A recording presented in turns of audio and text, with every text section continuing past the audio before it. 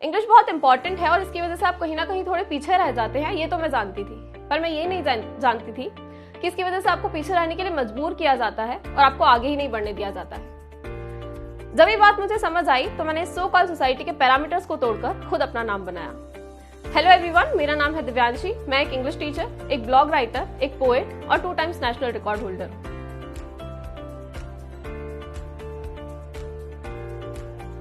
यहाँ पे एक मोस्ट इंपॉर्टेंट थिंग जो इंग्लिश सीखते वक्त मैंने सीखी है वो ये है कि जब आप इंग्लिश बोलते हैं तो आपके माइंड में कॉपी में लिखी हुई लाइंस नहीं बल्कि उन सिचुएशंस की इमेज बननी चाहिए जो आप एक्सप्रेस करना चाहते हैं। सेकंड मोस्ट इंपॉर्टेंट थिंग ये है कि किसी भी मंजिल पर पहुंचने के लिए सबसे ज्यादा जरूरी है कि आप उसकी पहली सीढ़ी पर कदम रखें। इंग्लिश भी बिल्कुल वैसी ही है।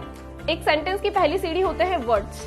बहुत सारे वर्ड्स से मिलकर बनता है एक सेंटेंस और बहुत सारे सेंटेंसेस से मिलकर एक पैराग्राफ पूरा होता है और बहुत सारे पैराग्राफ से मिलकर बनता है एक पूरा चैप्टर। तो किसी भी चैप्टर को पढ़ने के लिए सबसे ज्यादा जरूरी है कि आप उसकी पहली सीढ़ी पर कदम रखें। चाहे आप हिंदी मीडियम से हो या इंग्लिश मीडियम से, ज्यादा मायने नहीं रखता। आप कोई भी लैंग्वेज सीख सकते हैं अगर आप उसके लिए मेहनत करने के लिए तैयार हैं तो। इंग्लिश सीखना बहुत आसान है। अपने बेसिक्स क्लियर करिए, टॉपिक्स पर खुद को स्पोकन टास्क दीजिए, अच्छे प्रेजेंटेशन के लिए जितनी हो सके लाउड रीडिंग करिए, हो सके तो पब्लिक स्पीकिंग ज्वाइन कर लीजिए। ये आपकी फ्लुएंसी और लर्निंग स्पीड को काफी हद तक बढ़ा देगा।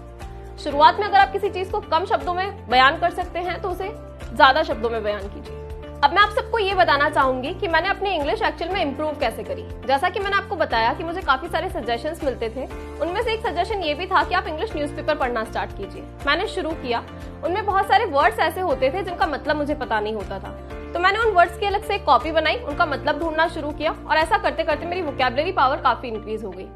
एक और चीज जो इंग्लिश सीखने में आपको काफी हेल्प कर सकती है वो ये है लिखने की प्रैक्टिस करना। अगर आपको कोई टॉपिक मिलता है तो आप उसके बारे में लिखना शुरू कीजिए। जब आप 10 पेज लिख पाएंगे, मैं आपको मेरा एग्जांपल देना चाहती हूँ। जब भी मुझे कोई टॉपिक मिलता था तो मैं उसके बारे में जब 10 पेज लिखती थी तब मैं उसके बारे में 2 पेजेस एक्सप्रेस कर पाती थी। तो ये बहुत ज्यादा जरूरी है कि अगर आप किसी चीज को एक्सप्रेस करना चाहते हैं तो उसके बारे में ज्यादा से ज्यादा लिखिए और ये लिखने वाली प्रैक्टिस ही आपको इंग्लिश बोलने में भी काफी मददगार रहेगी।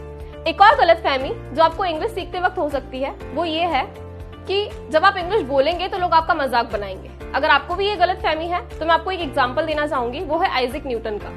जब उनके सर पर एक सेब गिरा तो उन्होंने सोचा कि ग्रेविटेशनल फोर्स की वजह से है, लेकिन जब उन्होंने लोगों को बताना शुरू किया तो उन्होंने उनका मजाक बनाना शुरू कर दिया।